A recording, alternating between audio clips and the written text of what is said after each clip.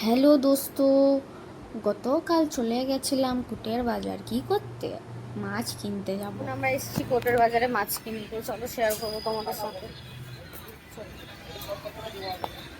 High high লোই, আমি কি দেখলাম বলে বিড়ালে মাছ পাহারা দেয় না? দেখো এখানে কিন্তু বিড়ালেও মাছ পাহারা দিচ্ছে। আমি কিন্তু খাঁটি বাঙাল, একটু ভাবছি বাঙালি ভাষায় কথা বলি। চলো তাহলে। হ্যালো দোস্ত,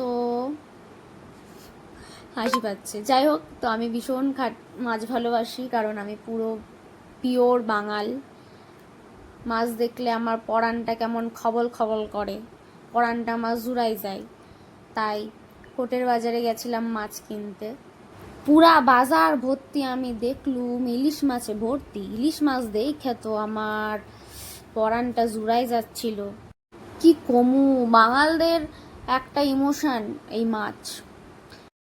আমি তো বাবা সব রকম মাছ খাই, হুটকি মাছ আমার ফেভারেট। হুটকি ছাড়া আমি বাঙালি হব কি করে? সরি সরি, বাঙালি না, বাঙাল। আমি তো খাঁটি বাঙাল।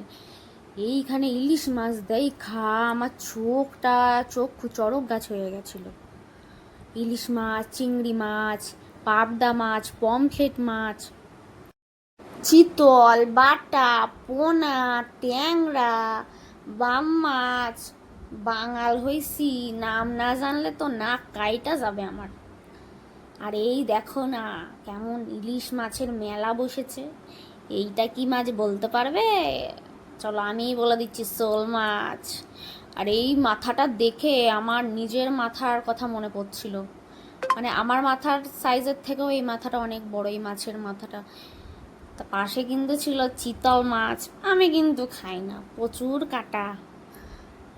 পাশে বাটা কই কি না ছিল। মাছ দেখতে আমার হেব্বি লাগে, আর মাছ কাটা দেখতে আরও বেশি ভালো লাগে। আর খেতে তো ভালো লাগেই, কারণ খাঁটি বাঙাল বলে কথা। তো যাই হোক, চলো এইটুকুই আজকে।